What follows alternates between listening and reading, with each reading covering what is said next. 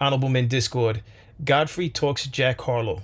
Let's talk about it. How you see yourself is how you perceived. I see a man strong, gifted, head strapping, never down on his knees, begging. Gotta make a way, even in my darkest hour. Say the odds against me was new. I would never cower. As always, welcome back to another episode. If you haven't already, hit that like button, hit that subscribe button. Tell a friend and tell a friend I drop episodes daily at 5 p.m. Eastern Time. So I have a few things queued up, but this episode is starting with Godfrey speaking on his thoughts on Jack Harlow and his recent music. All right. Now, Jack Harlow, I'm familiar with him because it was a single that he had with Drake. Or I don't know if it was Drake featuring Jack Harlow or it was Jack Harlow featuring Drake, where they were at a horse race. I like that video. I don't know the name of the song. I'm being honest. I don't know the name of the song, but that video, that song, it gets 2 thumbs up. But we're going to go into what Godfrey has to say, and I'm going to speak about this further. And then I have some great things queued up with other reactions to Jack Harlow. More cultural appropriation.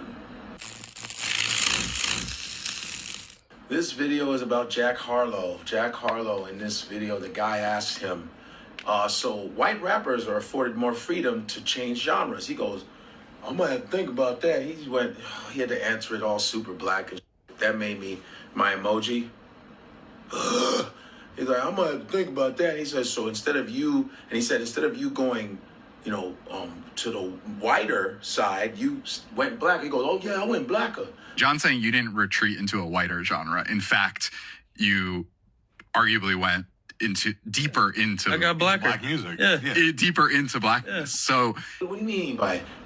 First of all, before I get into what Godfrey had to say, I found it interesting that the host, the interviewer, said you didn't go into a wider genre. And yet, at times, in certain topics, we like to play the game of race doesn't matter. You see, here's the thing with keeping it real. You know, I watch, obviously with having this channel, I'm constantly watching different perspectives, as I should. But this whole being real is a joke to me. You have those that are involved in the streets that feel like they're the realest thing that ever existed on earth. And they would believe that anyone outside of the streets don't have an idea of what real is. But they would be wrong. And this is not an attack on people on the streets. This is just an attack on people that feel as though their perspective is real. Yet most of the time when people speak about how real they are, they're not that real. The conversations aren't that real. I don't feel like there's a lot of real conversations on the internet, to be honest with you, outside of this channel, of course. Why was the interviewer saying to a whiter genre? Why does that even matter? I thought artists, songwriters were just making music that connects with human beings. Can we speak on that? And I'm speaking as a songwriter myself and as an artist. I don't like to think that when I'm writing, I'm not thinking about the genre and how the race matters within that genre. If I was writing R&B songs, I'm writing R&B songs. I'm not thinking about race. I would want the music to connect with whoever it connects with, whoever has gone through similar situations or circumstances. But it's amazing to me that this guy, I don't even know who the interviewer is. I don't have to lie about that. I don't know who the interviewer is. But for him to say that it's interesting, for him to ask Jack Harlow that it's interesting that instead of going to a wider genre, what genre is wider? What music are we talking about? With certain things, I just don't understand how race is being applied. With music, I just love music. I don't care who it comes from. I don't care the race of the person it comes from. If it connects, it connects. I love Sinatra. There's some Elvis records I love. And I'm mentioning names because great music is great music. Who cares about if it's a wider genre? But again, there's individuals out there that would like to play this game when certain, depending on the topic, again, depending on the topic, there's some people that play like, why does race matter? Or they point the finger and say, oh, this person's racist or that person's not racist, but racism doesn't exist. I like to talk to those people. There's people that say racism doesn't exist, but a simple interview about music, about an artist who put out a new album, in Jack Harlow, who put out a new project, and apparently a video also that we're gonna speak on in a few. But it's interesting that race is coming up in this. We're talking about music, folks, just music.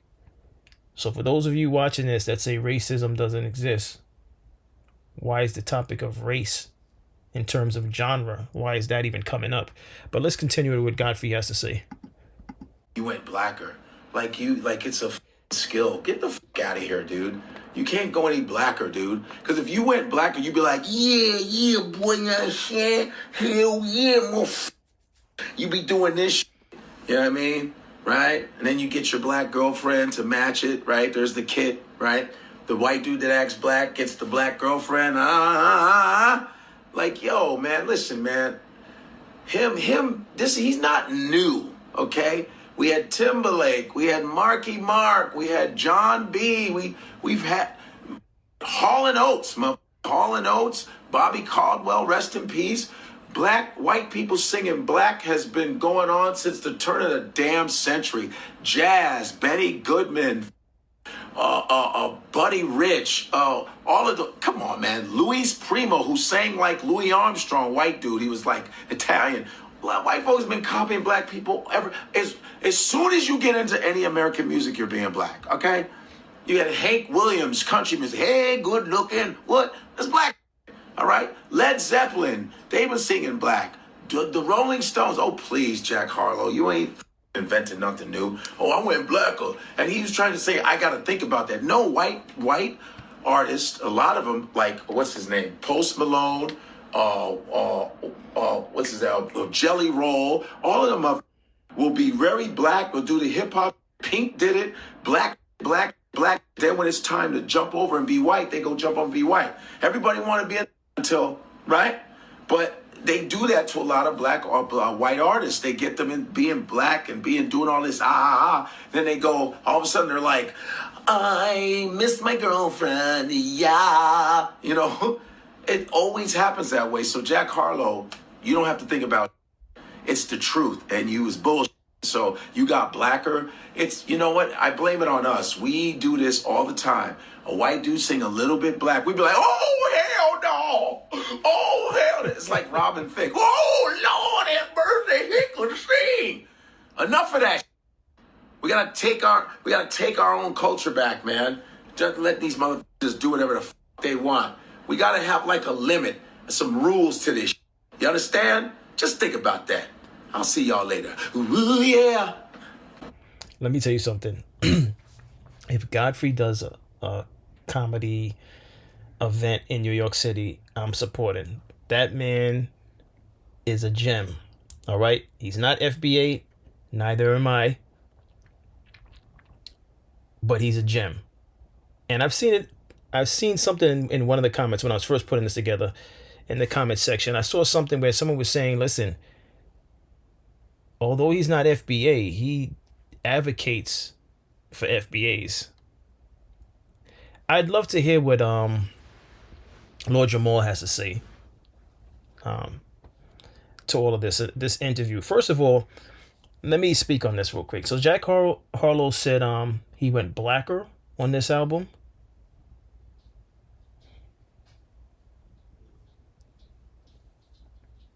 I can't make this up, people. I can't. As a songwriter, as an artist, and I always lead with saying songwriter. If you notice, if you've been following my page, if you watch any of my other content that I post on my other platforms, whether it be Instagram, TikTok, X, I always hashtag songwriter. I don't want to be placed in a box of a rapper, especially not at this age, especially not with the things that I know and the life that I've lived and the knowledge that I've gained. It's songwriter, right? And the interesting thing about being involved in hip hop and in rap, what I gravitate to is the soul and the realness of the art form. the soul and the realness. And so I'm speaking to those of you watching that love music for the soul and the realness. There's a lot of people that jump into rap in particular, right? I'm a songwriter, although I rap. There's a lot of people that jump into rap. And I'm not speaking on any particular one race. I'm speaking about all people, black, white, Asian, and so on and so forth. There's some people that jump into rap and they think rap is, and I blame some of the people, some of us that are involved in rap that co-sign the nonsense. But there's some people that rap and they simplify it to just the ability to make words rhyme when it's way more than that. Yes, that's what is being done, but it's more than that. It's also a connection. It's supposed to be a connection. Music also, not just rap. It's supposed to be a connection to your soul. It's supposed to have truth. All right? If you're just making words rhyme, I don't care how good you make it sound. I don't care how good the beat is. I don't connect with it. I personally don't connect with it. I can't speak for you, those of you that are viewing and that are watching this episode. I do not connect with that. And this is why I'm not interested in some of these artists that come out. And one of my old colleagues, he'll send me videos from time to time, and I don't necessarily hit play on it, especially when at first glance I'll look at it and I'll say, nah, I'm not interested, because it's almost like been there, done that. And when certain artists like a Jack Harlow, and I do like that record he did with Drake, I said that already. When certain artists come into the game and it's more of they want to simplify the music so I could rhyme, and I'm not saying he can't rap. He absolutely could rap. I don't even know if he's writing his stuff. There's a lot of people that can rap and that could put words together and do it great. But where's the soul in it? Where's the connection? See, everything, and I'm going to have to speak as a writer. I'm always going to speak as a writer. Everything that I write, it's a tribute to, like Godfrey mentioned, it's a tribute to all the artists I grew up listening to, all that vinyl my father would play. This isn't some type of like cosplay that's going on. It's a tribute to the music I grew up on, the artists that came before me. It's a tribute to the neighborhood, the community I grew up in, the things that I've witnessed and seen firsthand. This is not a game. This is why I don't understand how some artists come into it and they exploit it because they just want to be famous. This has nothing to do about being famous. This has everything to do about telling your story, telling a story. It could be things that you've witnessed, your surroundings. It could be the interactions of your family members, co-workers. Tell your story. Tell a story. But however you tell it, be genuine when you're telling it. There should be no reason to say, I went blacker on this project. Listen, and again, because I have this channel, these things come to me when I'm researching for things to talk about. Just knowing that he said that in an interview, I'm not even interested in hearing his music any further. And the last thing I listened to was that record with him in Drake. I love the beat. I love the way they both performed on that record. But this is just it's meaningless to me for an artist to say I went blacker.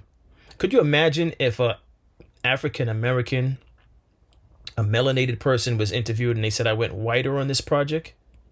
It's hard enough being a melanated person and being successful in any industry. All right, no matter what your credentials. It's hard enough being melanated and succeeding in this life under the sun. But could you imagine being interviewed at any point in time and saying I went whiter? Let's continue. I don't even think I need to elaborate. Just let that sink in. Literally never seen a hat like this in all my life. I've been on Earth 42 years. I haven't seen a lot of hats. This hat that Jack Harlow got is crazy. It's unbelievable. The hat keep going up. The hat keep going up. Why the hat keep going up? There's so much hat. How? I have literally never seen a hat like this. Listen, I don't care what your race is. If you like, if you love rap music, if you love hip hop, if you love being a part of the culture, just be genuine. Tell your story, tell a story, but be authentic, be real. I don't care who you are. From the moment it seems like you're not genuine, I could care less about your music. I need to connect. My soul needs to connect to the music. When I'm driving to work in my car and I hear that realness, I love it. And realness doesn't mean violence. That's a whole nother topic. Realness does not mean violence. Unfortunately, we live in dark times where realness is associated with you being on the block, doing all types of things that you shouldn't be doing, destroying your neighborhood. That's not real. Realness is just being authentic. Tell your story and be real about it. Stand alone on that island if you have to. Who cares if the masses or the surroundings are going left? Go right. But be genuine when you go right. This hat and all this kind of stuff, this is buffoonery. All right. And I'm a OG, so like I could tell you about, the way you dress is part of hip hop also, right? But I know there's new fashion, but this hat and this whole, the whole image they're trying to portray in this video is like if he's, he comes from a certain environment when he didn't. And all because, like he said, he's trying to go blacker on this project. Let's get into this. This is underscore my life as via underscore. Let's see what she has to say. Never needed to claim that he was making black music. He never needed to sit up on a fucking podcast and say, yeah, my music's getting blacker. Mac Miller saw the culture, appreciated the culture, did it in his own art form, in his own way. Didn't need to steal nobody's sound to sound like Mac fucking Miller. R.I.P. to the legend. I mean, this fucking guy who has to consistently tell you time and time again, I promise you, I am for the culture, I am part of the culture. Yeah, I'm getting blacker, which your wiggity white ass would have known that you don't have to say that. You just have this aura about you, and you don't have it. Mac Miller just had this aura about him that Jack Harlow does not have, will never have. It's just not in the bones. It's not even close to in the DNA. In order to sing soul music, you gotta have something. Soul. Gotta have some soul. It's unexplainable. You ain't got it. You don't have it. If you're gonna do the culture, you gotta do it right. Or you gotta do it different in your own way while still respecting and paying homage to the original roots, which you did not do. Homeboy was afraid to sing. Where was the singing? Where was the soul? The soul wasn't there. He was humming on the beat. Humming. Soul music requires you to put your soul into it. Not to slap on a joke that you got from the internet, Monica, and play in everybody's faces. Mac Miller never needed to claim. On to the next one. Harlow on the morning show, where he has no idea of 4 songs that are crucial to black culture, black history, and black art. I'm gonna start with him not knowing Don't Ever Wonder by Maxwell. And if you're making neo soul music, you should know the man who is one of the pioneers of that era of music. Who is it? Maxwell.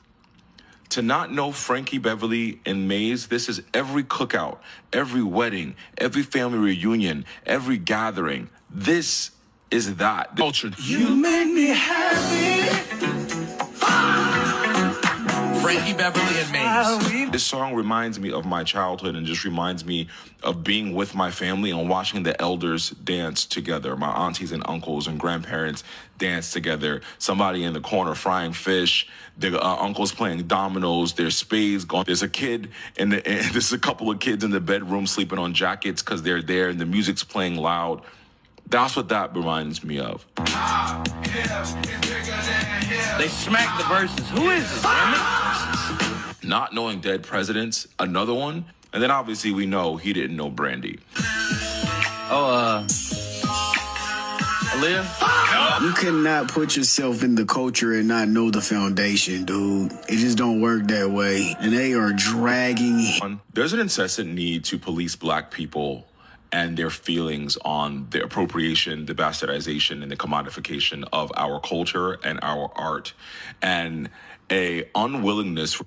I need to learn every last word that he just said just now. I had to say that. For people to ever hear us, listen to us, treat us as humans, or have any type of empathy when it comes to how much of our culture has been profited off of and has been stolen and profited by white people in this country and globally, for that matter.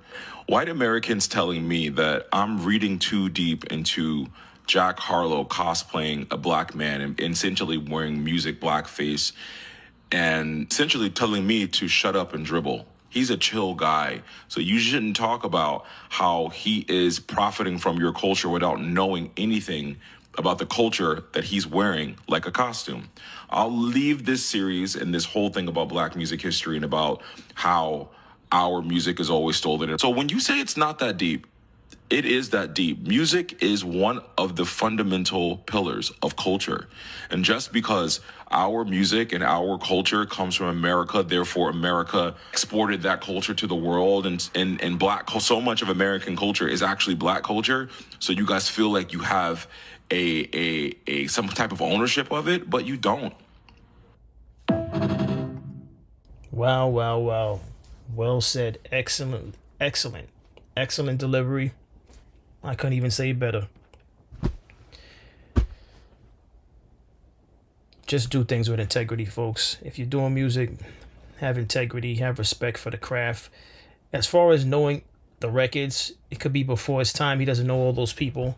There's records I don't know that would, but then again, I'm not going to use me as an example because there's records I know that's before my time because my father would play a lot of vinyl. Damn, yeah, it seemed like he knew none of the records that was played.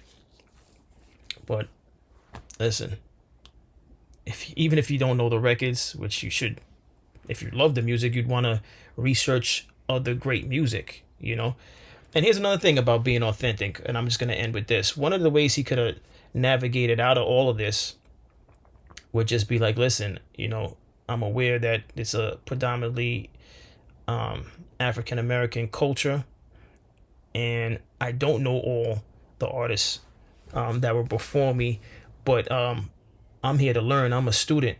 So for every record I don't learn, I'm going to go home and dive into it even further because I really have a passion for this music. Just if you're genuine about something, just speak your truth. Be honest about it.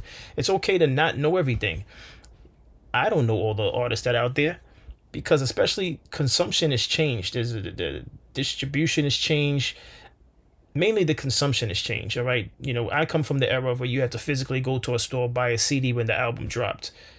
And the leaking stuff started when the internet came about. And I was a part of the era before the internet. So I know about the era before the internet, when the internet was introduced, after, so on and so forth. And with that being said, there's so much music out there right now. I'm never going to say I know all the artists out there. It's impossible. It's impossible. It's impossible to keep up. And if I do keep up, it's mainly the artists that are released on like Apple Music. I'm an iPhone user. So I'll capture some of the artists that come out, right? But there's music beyond that, all right? Because not all artists are featured on Apple Music. There's artists that are featured on other platforms. Sometimes they have their music on their own platform, their own personal platform.